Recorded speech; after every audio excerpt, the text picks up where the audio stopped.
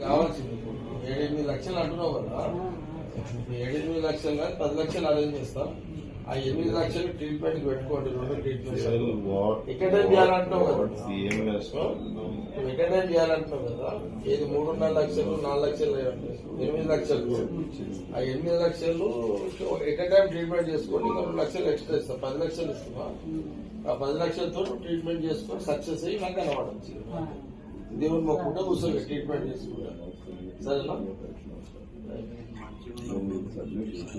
నన్ను చూసినావు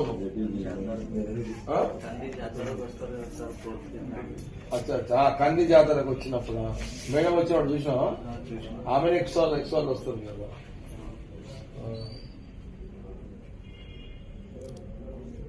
ఆయన గట్టింది ఆయన అదా కాదు చూపుకోవడం అంటే మనకి ఇట్లా అట్లా అనిపిస్తుంది. కానీ ఎట్లా మసక మసక కాలు చేతులు కొట్టుకుంటే మనం